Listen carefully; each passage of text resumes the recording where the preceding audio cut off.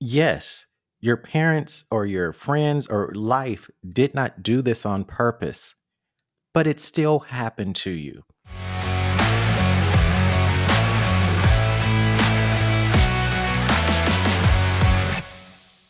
Hello and welcome to the Mindset and Self-Mastery Show. I'm your host, Nick McGowan, and today on the show, I have Karmen Michael Smith. Karmen, how are you doing today? I'm good. How are you, Nick? I'm good. I'm excited that you're on. We were shooting the breeze before hit record, and now I want to say your full name like 15 times. A little bit of an inside joke, folks. Karmen, why don't you kick us off? Tell us what you do for a living, and what's one thing most people don't know about you that's maybe a little odd or bizarre. Thanks for having me. I'm a minister, an author. I work in the DEI space, and I like to consider myself a catalyst for transformation. Beautiful. So what's that odd thing? Yeah, the odd thing that most people don't know about me and find hilarious when they do is that I really like the Muppets. But Okay. beyond the Muppets, it's Kermit the Frog. And I have a vintage Kermit the Frog from like 1960 something. Okay. It's old. It's probably late 60s or 70s. I can't remember the date at this point because now I'm getting older. And then I have like a really big Kermit the Frog that can just like sit on your shoulder or on the bed, or so it's a little creepy for some people. But Kermit, I've always it's not easy being green. So as a outsider, I connected to him. So I'm a Muppets fan, and I've seen every movie and every Nice. episode. Well, look, I don't want to tell you how you should be on podcast interviews, but I really think you should have Kermit involved. Just It sitting should just be here. like sitting in the back, Got you. literally hanging out over your shoulder.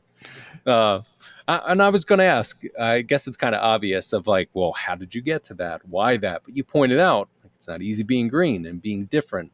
I would assume that that was something that happened when you were younger. Like, give me a little bit of context here. I think you gravitate to you're attracted to you, not what you want, but who you are.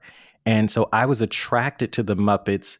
I was called an old soul my entire life. My actual nickname in my family, my uncle gave to me when I was like 5 or 6. Every time I came in the room, they'd be like, "Old man," and so I'm like, "Hey," because I was just, I'd been here before, wiser than his years. And when I go back and look at the Muppets, yeah, it's Kermit being different and the green one, and he seemed a little more introverted at times, but he was also the leader. And all of that stuff resonates with me. But also the fact that if you go back and watch those Muppet like series, not the movie, they're very mature. And I didn't realize like the two men up in the balcony are making very explicit jokes that I'm like, wait, this wasn't for kids. Not at all. But I thought it was for kids. And so yeah, I was kind of beyond my years along with the Muppets then Oh, too. man, that's good. I think about cartoons like that, like SpongeBob even. There were things where it's like, wow, this was written mostly for the adults. It had to have been. Had to have been. Yeah. There's no other way around it. Like there are certain things where you're like, oh, as a kid, like, oh, that I guess that's funny because other people are laughing. And I remember being like, why are my parents laughing so hard at that thing? That doesn't make any sense. And then years later being like, duh, that makes a ton of sense. How did they slip that one past? Exactly. Yeah. That's how the Muppets were. When I go back and watch episodes, I'm like, I can't believe they said that. And in the 80s on television. Oh But yeah. yeah. Oh geez. That's well, we could probably go down an entire path just with that stuff. But give us a little bit more context about who you are, because there's a lot that is involved in what you do and what you're about, and I want to be able to get into the complete picture of who you are. So give us kind of a snapshot of what it was like being raised as the old man, and becoming who you are today and doing what you're doing. So I've always liked church. I'm the youngest of five, but my brothers are like 10 and 9 years older than me. My sisters are older than me as well. So I was the different one. I was, off in the corner because they were, who wants their little brother with them when you're 10 years old? Like, you're like, I don't need a 1 year old. So, um, I became very much a loner or introvert, but for me, it didn't feel like I was a loner. I felt just creative, but I liked going to church because church was a community. And, back then in small town Texas, like everybody went to church on Sunday and everyone believed, even if they didn't believe, it's just what you do. because you were an outcast if you didn't. And so I really enjoyed the music. I enjoyed the community. I actually listened to the sermons. And one day when I was about 4, my mom allowed me to go with her to choir rehearsal. It was like, I like the music, but children were seen and not heard. So you sit there quietly and let everyone do what they do. And I'm just like feeling like I'm at an amusement park. I remember enjoying going to those things and watching the musicians do things, and I was just enthralled. And at the end of one of their rehearsals, the minister came and picked me up and walked me over to the podium and said, "Say something." This is my mom's recollection. She loves this story. And I must have mumbled something. And then he looked to her and the rest of the choir members and said, "When he gets older, he's going to preach." And my mom's like, "Yep, I'm so proud of," and I kept saying as I got older, "Nope, not going to happen because I know I'm different." And in elementary, I'm not thinking gay. I just knew that, like, even by the time I'm a teenager, oh no, I can't. It's not even that I don't want to be. I can't be a preacher. I am gay. This is the black church, where homophobia even today is still very rampant. So I'm just like, no, that's never going to happen. And resigned to being in the church in service, um, and being accepted to work and to do all the things, but not being fully accepted. And so that stuff starts to take its toll. And fast forward years later, I'd moved to New York, and I knew if I wanted to find community, find a church, and I did. And one Sunday, I was I literally heard, like, this should be your last Sunday. Heard the voice of God that I know. And so I said, okay, I'm going to give y'all a couple of weeks, but then, like, I'm done here in the praise and worship team, and I am not going to be doing this. And that really led to my journey of seeking. And I'll stop here and just say, in that seeking, I learned that healed people go on to heal people. And so that really started my journey of healing when I actually stepped away from the church and didn't have this sort of triangle, love triangle going on. I no longer had a third person telling me and guiding me. I needed to go seek and have a personal relationship. And in doing all of that, you learn a lot of things. A lot of things have to go away. There's some suffering that happens, and you come out on the other side at times still questioning. But I think that that's where I thrive, in the seeking. And so, because I ask questions, as I say, a catalyst for transformation, I ask questions. I ask questions that people don't want me to ask sometimes. I ask questions that just maybe disrupt the status quo, but I have questions because I, at my heart, am a seeker. I'm not trying to be a disruptor. I am seeking. I feel a lot of that. I ask a lot of questions. I mean, part of the reason why I have a podcast. I also feel like I'm a seeker, but a disruptor as well. I mean, I'm the head of disruption for Choose Your Calling. So there's kind of part of that. Um, and I love that you brought up healed people, heal people, because I often think about hurt people, hurt people. And there is the opposite side of that, where once you've gone through that and you're healed, you can heal others, and that we can speak to different people in different ways, not just about, I don't even want to say religion, just faith and the interactions that we have with who we believe the creator to be. I'd thought years and years and years ago, I'd had conversations with my grandparents who are, I don't know, I kind of joked and said that they were like cape wearing super Christians. They'd never drank, they never did anything. Like, they just followed the book, how the book said. And like, even to the point where Sundays you didn't do things because that's how they interpreted the book. And that's not actually what it means. You do more what you want. But there's just different ways. So I remember saying to my grandfather, like, look, I could go, but back when I would drink, I'm sober at this point, but I would say, look, I could have a beer with somebody and get into conversations about Jesus and get into conversations about life things, but you would never actually be in the spot to be able to be that. And that literally has happened. I'd been in different spots having conversations with people with a joint in the hand or a beer in the hand or whatever, and being able to get into deep, meaningful conversations. I bring that up because it's important. I don't know what it's like to be in your shoes with the different variations, queer, black, being in the South, being those and experiencing what you experienced, even back to like the kids aren't supposed to speak. They're just supposed to be there in a church where you wanted to be there. And I think there's a lot when we look at really what faith calls us to be, it's to be ourselves and to be able to actually have conversation and community with others. So, how did you actually get to where you're at now with all those obstacles and system issues that were just literally trying to move you into basically a box? I like to say to people that on this end, I see it as a calling. I'm doing a book talk. I have a book called Holy Queer, The Coming Out of Christ, which is disruptive. But it's really trying to change people's perspectives. There's this clip in Dead Poet Society with Robin Williams where he stands on the desk and tells the guys, the view up here is different. Come, climb on the desk, look around, stand, look. And that's really what I was being pushed to, is to stand on top of the desk. Everyone else was standing on the ground looking around and had, assessed the situation. They know what the Bible says, you know what it does. And here I am. First of all, I'm not very tall. I'm not very big. So that is different for Texas. Like, the guys are corn fed and they're, hardy stock. And I was super skinny. I was 4'3" in the third grade and probably weighed 87. Like, I just didn't fit in. And then I had long curly hair, and because my mom didn't make me cut my hair. And so it was that challenge of just my appearance, just walking into a room, you are different. And people don't see difference as like, oh, you're different. They see different as a threat.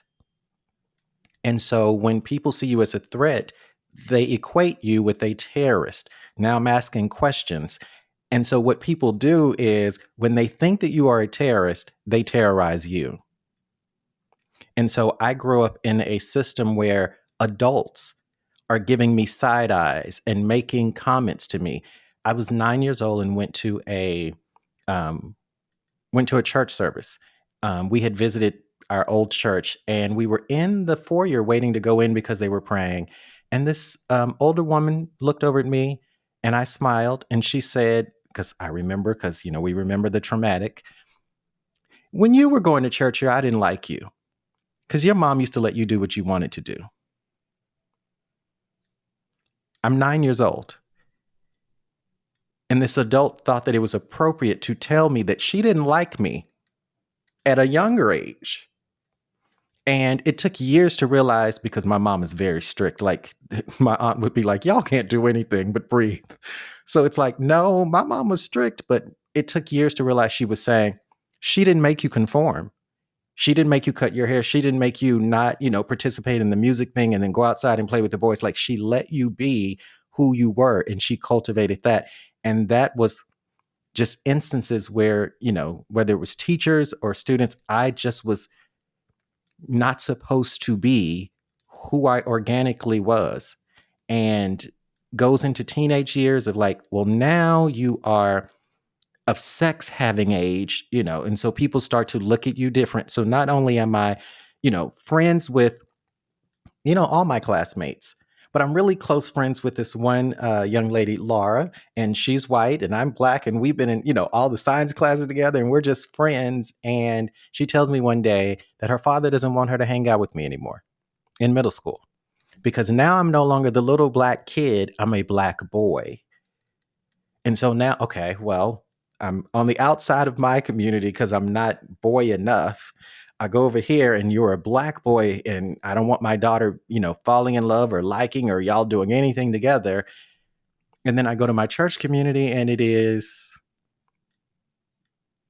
no, you like not the gay stuff. Like we don't call it that. We say he's funny. We say he's eclectic. He was always so theatrical. Things of that nature. We never would say, but it was all of that that just told me that I was other and that I was different. And so to even be able to sustain, it was a bunch of escape, mental escape. I mean, which is why I write, which is why, I'm an author. Mental escape, creating different worlds. I write scripts, I write fiction because I spent a lot of time inside. imagining worlds where I wasn't different. It wasn't that everyone was like me, but I just could imagine worlds. And then when I finally did move and go to like New York City, I didn't know people there. And that was a complete change from Texas, that I would just go out and have meals by myself and sit and make up stories about what the other couples were saying at the tables. Because I had spent so much time escaping into stories and fantasy that it was a lot easier to live there than into real life. So, what part of this do we tackle first?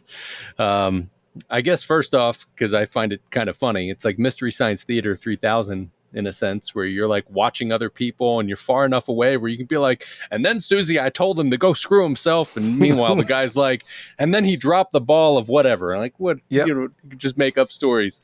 Um, but it sucks that it comes from a place where you had to dissociate and you had to detach from where you were because you couldn't be who you are because those people were affected by generational trauma and systems that were telling them this is not how we are. I also find it really fucked up and funny that people will use different words when they can't just use the actual word. They're like, well, he's just funny. Like, the fuck does that mean? What do you mean funny? Is he a comedian? Is that what he was doing? Oh, he was theatrical. Was he putting on plays in the middle of the fucking ceremony or whatever? Like, it doesn't make any sense. Like, if only people could use their words. But I do think people have a hard time using the actual words. And I find that difficult at times for myself when the trauma is so ingrained, when this thing is so ingrained that you don't know how to ask yourself the different questions. But you were in a spot where you saw it, you felt it, and you were kind of forced to ask the different questions and to use, all right, well, how do I separate myself from this? Because you're being an asshole to me and I'm 9 years old. What is wrong with you? Um, so, what a beautiful way to be able to turn that into sort of a superpower for yourself. But how did you actually work through that? And how did you handle the processing of all of those things? So I will say, because I'm a Virgo, we get upset. And I found this to be a common trait amongst Virgos, at least who are born in September. We get upset about something and then we say, I'll fix you, I'll overachieve. So you want to cheat on me? I'll get a PhD and then you'll really feel the burn. Like, so what I was doing was often like trying to people please and didn't realize that's what it was. My accomplishments were trying to please people to say I was enough. So now I'm going to be smart. Now I'm going to know all the things, which then puts me at odds with teachers when I then have other questions that they are not expecting because I really did the reading and I've already processed it in my own world. And now I'm coming to ask you all of these, deep questions. And they're like, class, Carmen's a know-it-all. So for the rest of the day, let's call him Mr. Know-it-all. So further marginalizing me from this. And so by the time I got to something has to be done, I need to, because I can feel the pressure of like it all on me in my 20s, but don't really know what it is. And it's like, I'm not hungry, but I'm hungry. I'm a small guy, but I will tell you, my sister would always say, don't eat with him because he'll be, 1 pound heavier and you'll be 22 pounds heavier because he can eat. And I didn't realize I was just eating my feelings. I could not, there is not a trauma or an experience that I can be re-triggered about that there wasn't a meal to fix. Whether it was mac and cheese, whether it was double cheeseburgers, whether it was, I didn't care about the Haagen-Dazs ice cream. I'm like, I wanted the full Sundays and fancy sandwich day. I'm really going to pack it in there and really make something. Like I am literally just eating my feelings. And when I finally decide to like start therapy, I was nervous about that because again, it wasn't something I grew up with. I'm in my 20s at that point and or late 20s and I'm like, okay, well, I have to try something different. I've tried to do all the things, but you can't outrun what is inside of you. Everywhere you go, you are, that kind of thing. And what I realized is that one, I had a safety issue because I had grown up in a space where I experienced an extreme trauma, staying with a family member one night. in the South, windows open, door, it wasn't a big town. But a man had climbed in the window when I'm sleeping in the bed and had literally held me at gunpoint while he raped her. And my mind had locked that because I was only 3 or 4 years old at the time. But my mind had locked it away. So as I started pulling these bricks down in my life, it finally surfaced. And so further making me like, oh, well, yeah, I really can't trust or protect anyone. And that's why you're even more isolated on top of that. And so I started peeling back these bricks and layers. And I have to say that to anyone listening, it gets worse before it gets better. The stuff that you've been repressing and locking away has to come up in order to get out. And so I had to then go through the things that had happened and start to really resent my family first, because I'm like, wait, so I was unprotected. All this time I've been unprotected, like in this situation, in that situation, like you weren't looking out for me. Why was I not worthy enough to be looked out for? Why, why didn't you care about me? And then once I got, I think it took probably about 3 months of me just like really feeling angry at my family to realize they were doing the best they could. Yes, they should have been protecting me, but they had their own stuff they were trying to process as well. And then I had to go through the process of not trusting people, finally being okay with my family, but realizing all the systems and structures in place that have told me that I am not enough, that have told me I'm not worthy, that have told me, that you are other. And I would say the majority of these things didn't have the weight of being gay. They had the world of just being other. You had been small and long hair and you were too smart for your own good. So I'm having to process all of that and thinking, well, I'm still in the closet, so that's fine because no one knows. Wow. Wow. And so it was a layer by layer walking through the fire of each one of these things has to be healed. There is no easy button. And so you figure out, yeah, I mean, you're doing the best you can on each day. I'm reading all the self-help books and I'm watching all of the videos and doing all of the stuff I know to do. Another form of seeking um, to work myself through that. I don't know if that fully answers the question, but I it was a step by step process of letting all of the bad come up, which I've talked to people now who fear that process. They would rather just shop or eat or Sure. have sex or drink, or because it's like It's if I easier. pull down one brick, I'm afraid of what's behind it. Yeah. Oh, wow. So I love to ask the questions that have conversation like this. Like I'm not ever asking a question to just get an answer back. I want the depth to it. And there's a lot into that. I'm sorry that you went through that as a child. That in itself is traumatic. Even if that was the only thing that you ever experienced, that would be enough to be able to drive somebody crazy. And it's a wild thing to think about when you start to really become self-aware, see the things that need to happen, and you start to remove that one brick. I used to think of it as doors. Like I'll open one door and there's 40 fucking more. I'm like, Yes. oh my God, come on. And then you open one more door and you're like, these fucking doors just keep going.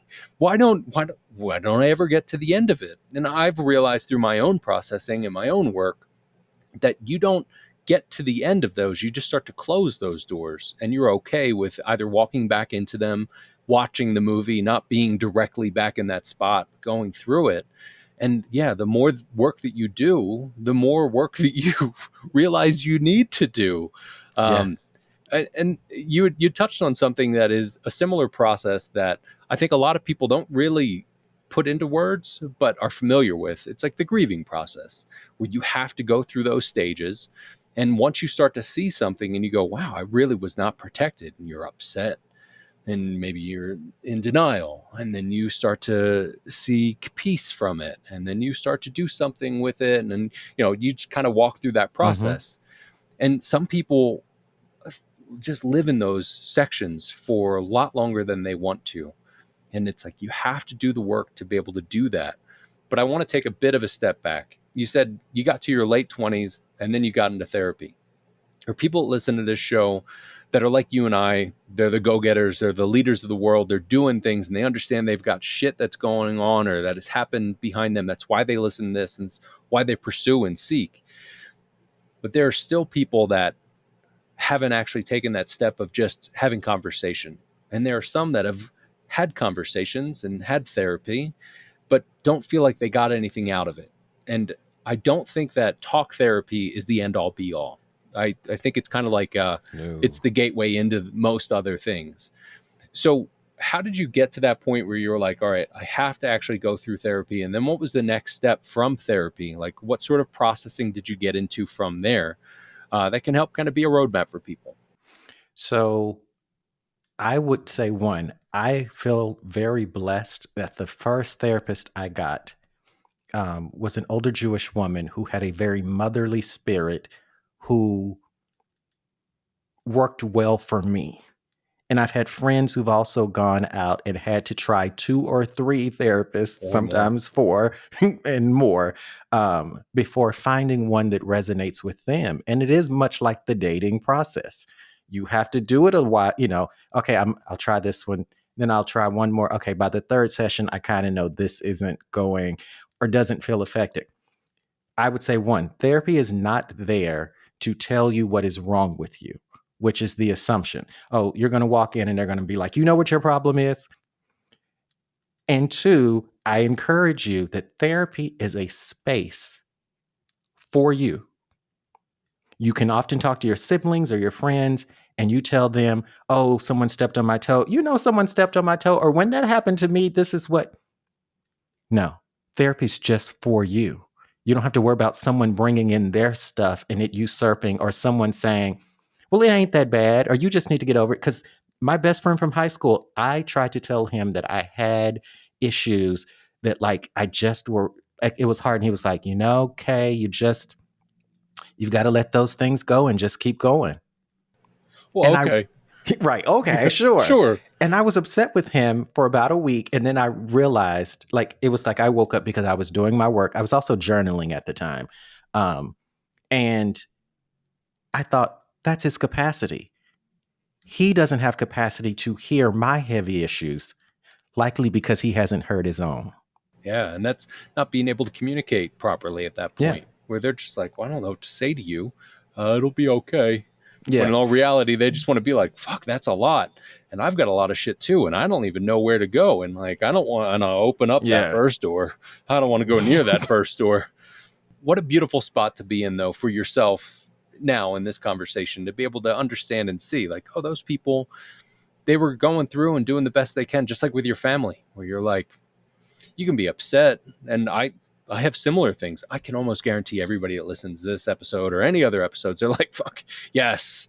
You can understand that these people did you wrong, but they Mm-hmm. also probably didn't do it on purpose. Like they did the best that they could with the experience and knowledge and even the wisdom that they have to be able to do what they could do. In all reality, like think about it.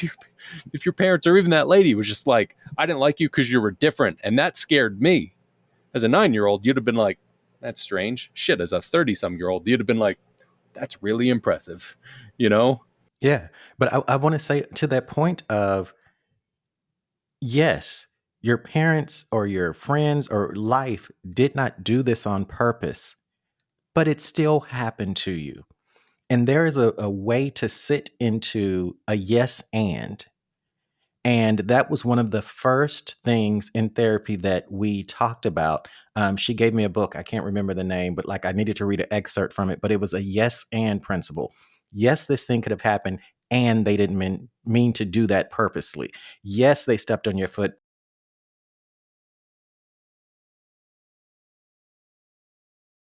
not even focused. And yes, they should have been focused on you. And, it's hard to show up for you when they can't show up for themselves yet. All of that. And it's okay to be upset about that. And then also come to a realization that that anger has to go somewhere. And you can direct it at people for things that have happened, or you can redirect it in some way that serves you. Because if the situation didn't, which is how I rationalized, okay, if that wasn't working for me and no one was looking out for me, I'm going to look out for me. and I can take my anger and make it look out for me. And those are slow processes as well, but it can be a yes and. And I agree with that. uh, it's interesting about the anger or anything that's like that. What I'm thinking right now is the fragmentation that happens. You'll go through trauma, and there will be a piece that is then locked, and that piece will then try to come back up. And I've had this happen so many times where it's like something will happen. I want to respond. Instead, I'll react because that piece of me that's like, oh, you're going to fucking learn today.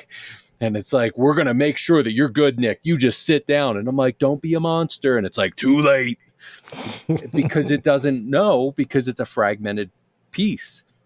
And so all of these things are true simultaneously. That goes along with the yes and. It's like, yes, and this person's piece, like that lady who said that thing to you, that may have been a piece from when she was 7 or 8 years old, wanting to run around and just be her, where her parents were telling her you can't be. So then that locked in. Mm-hmm. And that's really difficult for anybody to be able to just understand all that in a nanosecond in that situation, especially as a young human, because you're just intaking all this information. You're like, well, that was weird. I guess I'm not supposed to do this or whatever. And then that fragmentation happens. And then here you are trying to remove all those bricks and being like, the fuck is this? There's bugs Right. all over the back of this thing. How did you get there? So you went through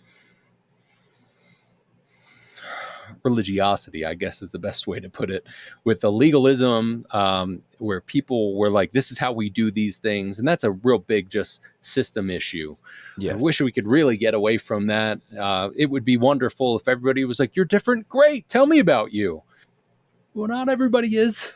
I try to be, and I'm not patting myself on the back. It's just the more that I learn, the more that I'm open to these things. And I would like to think that we all have the capacity to be able to do that, but we also all judge, because you look at things from your perspective and go, well, I think this makes sense. And it's oftentimes pretty hard to be able to go, well, why does it make sense? Where did that come from? So you went through all that stuff in church, and you had a deep passion for church, and I get that with the community and all of that. I can speak to my side from even just music. I had a friend that tricked me into going to the first church. He was like, we need somebody to sit in on a guitar at this like middle school. I was like, why is it a middle school? He's like, that doesn't matter, just grab your guitar and meet me here at 9:30 on Sunday, blah blah blah. And I'd be like, dude, this is a church.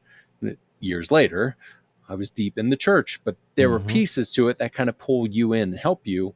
But you've gone to the point where you felt that God told you, you need to do this thing. This is your calling. And I Yes. appreciate that you use that word, because our callings are larger than us, and Mm-hmm. calling and our purpose is community oriented. It's not a selfish mission at all. Absolutely. It has to have community involved in it.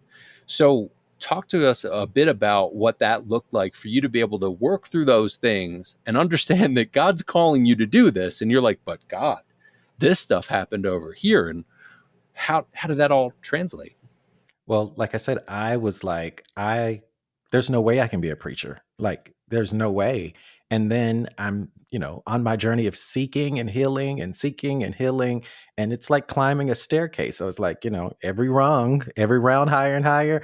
But every level, there's new stuff to tackle. So um, I'm not going to say I'm midway through or whatever. I was just on my journey and sitting in the car one day, and it was like everything quieted around me. And I heard what I know to be the voice of God again say, I want you to minister. I really want you to minister, but I want you to do it differently. And I got upset because I'm like, I'm already going through enough stuff. Like, now you want me to put myself out there?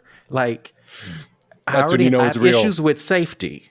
And Yeah. then you want me to put myself out there as a gay minute? Like, no, like clearly. And it took some while to really like sit with that and wrestle with it.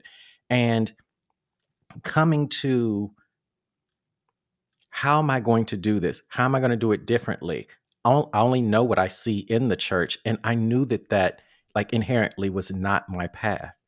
I knew that the structures and systems that were there needed to be challenged. And I know how churches work, the deacon board and the trustee board. And I was never going to be able to survive one of those meetings with all of my changes and structures that need to be reimagined. And so I started thinking, maybe I could work at Apple because, Steve Jobs has a really like reimagine and rethinking things. And I got a job working at Apple and I'm working there. And then maybe I could get a job at not realizing it was like a little butterfly. I was picking up bits of pollen for the journey. But maybe like 5 years later, I went to seminary because a minister friend of mine who truly saw me, said, I think you should go and study. You would study for anything else. Why not go study? So I was like, okay, well, I'll go to seminary. She was like, you should go to Union Theological Seminary. That's the only place for you. Like, you're going to be able to be you. And so I'm like, okay, I applied, I got in, and I know nothing about it. I'm just like being guided this entire time. And started a new therapist then who takes me on this thing about the trauma brain and tells me about my reactions and how I respond to things and how it's systematic for my body. And so that's influencing me. And so to be able to get to a point where I can say, yes, I'm a minister, still didn't happen until years after seminary because I kept thinking, because of my stuff, I'm not good enough. People are going to immediately attack me. I don't know enough. Maybe I need to know more. And what I realize is, which I call it a calling, is that James Cone, Richard Rohr, many theologians will say, God loves things by becoming them. God loved us enough that God became us. And I thought that's a beautiful statement, but again, took years later to realize when I was sitting in my bedroom, about 16 years old, laying there, to go to bed, I remember feeling like I want to be pleasing to God and I can't be and be gay. And so I prayed, like many other gay people had, God, please take these gay feelings away. But I had a plan. I am going to lay here. It's probably 8 o'clock. I'm just going to lay still here in the dark until I fall asleep so that it gives you time to do what you need to do. And when I wake up in the morning, these feelings will be gone. If you love me, you will take these feelings away from me. And I woke up the next day and nothing had happened. And I internalized that as God is so mad at me that God won't even answer my prayer. But when I fast forward to see all of this journey, I say, oh, and I'll say this, a precursor, this disrupts a lot of people's thinking. But I was called to be gay because if God loves things by becoming them, the church talks about gay people, doesn't talk to gay people. The church doesn't minister to the gay people in their congregation. There's no programming. There's no way to reach. No one's reaching out. People are just telling you that you're wrong. And God said, I need someone who understands my people, who is willing to talk to my people and minister to my people. And so I'm going to call you to go through all of that stuff you're going through so that you understand what it is to be on the outside and understand what it is to be marginalized and understand what it is to struggle with your gayness. While you're trying to pray this away, I'm equipping you for something greater than you, which is your call. And so when I say that, people get upset, but I'm like, I'm called to be gay because I'm here to minister to the Q plus community because no one else wants to talk to them. I love that you're doing what you're doing, and love that you're actually sitting in that and working through that. What a beautiful way to be able to look at it. Thank you. And I can guarantee that there are people, I hope they're not the people that listen to this at all. I can almost guarantee that they're not, but I'm sure there are people that would be like, no, that's wrong. That's not how this is, based on the system that they're in and Mm-hmm. the privilege that they have, and also the conditioning and the traumas that they've gone through that have literally beaten them into a mold of, no, that doesn't make any sense. Um, it's almost as silly as like the white Jesus. That doesn't make any sense. He didn't grow up in Boston. Right. Doesn't make any sense. It just doesn't. He was just an anomaly in the Middle East. Yeah, there was no way. I mean, the sun is really hot over there. There Yeah. was no way he was like ultra pale white. It just doesn't make any sense. But even thinking about how things have been interpreted from the Bible specifically to be the way that they want them to be. I'm sure we could probably get into a whole other episode of what happened in the 15th century where books were omitted, books were changed, things were adapted, and they were like, well, this is what we want, so this is what we're going to push, and this is how this is. This is And our then, agenda. yeah, and then that just became generational trauma. And that woman then, years and years later, says shit to you as a 9-year-old. And here you are following your calling where God is leading you to be and leading the people, leading literally his beloved people to be able to be who you are. And that's beautiful stuff, but that's tough. I think It is. everybody has issues with whatever they do and whatever they're trying to figure out. And especially when you're on your path toward your calling and trying to figure out what your calling is, sometimes you'll get some of that shit where God's like, I want you to do this. And you'll be like, are you kidding me? What? Right. Are you Me? sure? No. Yeah, this doesn't Wrong make any address. sense. Yeah, exactly. Next. And he's like, all right, cool. I'm going to come back to you and we'll keep working through this thing because this is what you're here for. There's also, there's just a lot that we can get into with that. We're getting closer to the end of this interview, and I appreciate you being on. As we kind of wrap things up, what's that piece of advice you'd give to somebody that's on their path towards self-mastery? That everything you have been through and everything you are currently going through and will ever experience is feeding what you're supposed to be doing. It may not be clear now. It may look flighty to other people. I call it the butterfly effect. You worked at this job, you worked this job, then you did this, but it's all informing.